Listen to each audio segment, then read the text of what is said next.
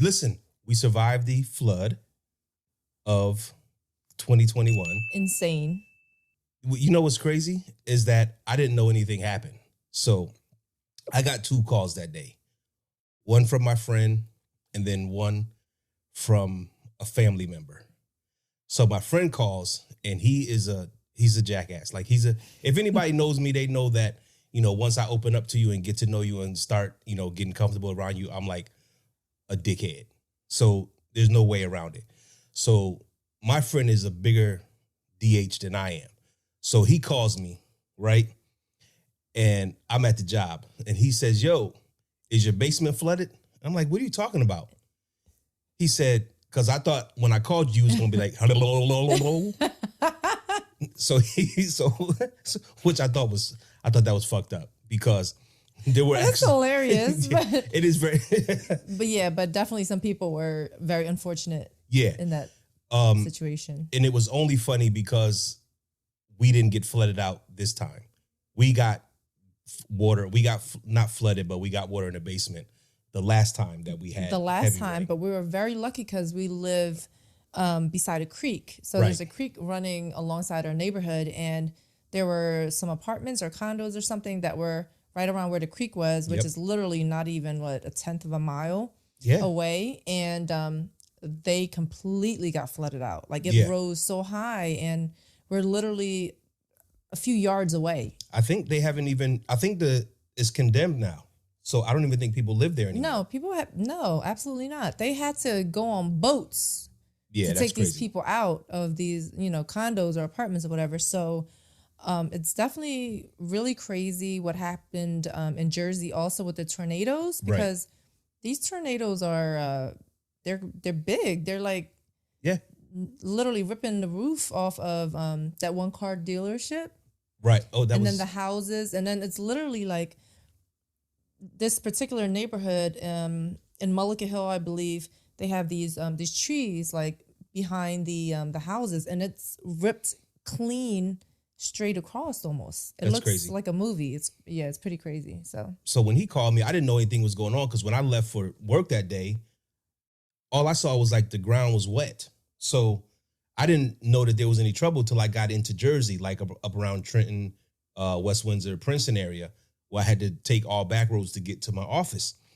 So he called me about 11. I'm like, I don't know. I don't know what's going on. And so I turned on the news and I was like, yo, Philly is like underwater. I was watching it all day because I don't watch the news. It's very depressing. So the only type of news that I do watch is Good Day in the morning, which is not even really news. It's just entertainment stuff to make you like happy and see what's going on in your city and everything.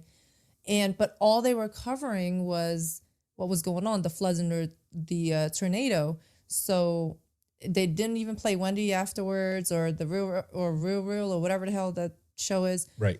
They were just like covering the same subject. And I was like, whoa, but it was crazy to see. It was like Bridgeport, I think Norristown, was it 676 was like a lake. So I've never seen anything like that before. Right. So if you're familiar with Philadelphia, 676 kind of dips not under, but below the city. So part of the expressway dips below the city, and that whole expressway was full of water, like sewage water. Completely. But people... Yeah, shout out to y'all. People were jumping in it. Yeah, shout out to you dummies. I hope you got your tetanus shot.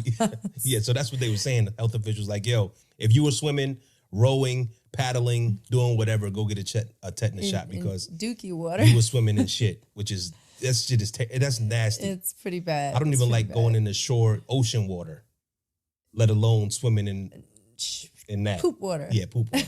So that's nuts. Then the other call I got was actually later on that evening around 5:30. So this is part of the reason why I'm such a loner. So the call I got was from my mother. We don't have a close relationship, so it was weird for me to get the call. And don't think, I'm going to say this, but don't think I'm nuts. Like, I don't have a relationship with my mother. That's just what it is. So when her name comes up on the phone, I feel like, even though that's not the case, I feel like she's calling to ask me for something. So she calls and she was like, oh, I just called to see how you're doing. And I said, first words out my mouth was like, yo, you're foul. Because it's already like 18 hours afterwards and you're just now checking. So then she says, oh, well, I didn't know anything happened. And so then I took it back. And I said, yeah, you're right, because I didn't know anything happened either. But then she kind of got upset and was like, oh, well, you don't call me. And I said, again, you don't know me. This is how you raised me. You raised me like this. I don't call anybody, which I'm terrible at that. Like, I don't make calls. That's just who I am. So she got upset when I told her how she raised me. And so we got off the phone, not on a bad note, but it's getting to the point where I am in my life where I'm just telling people how I feel. I'm not holding any grudges. Right. Well, when was the last time you even spoke with your mother? I have no idea. How many years? I haven't. It could be 2, maybe. So that's just the dynamics of our relationship. So I'm glad that she called.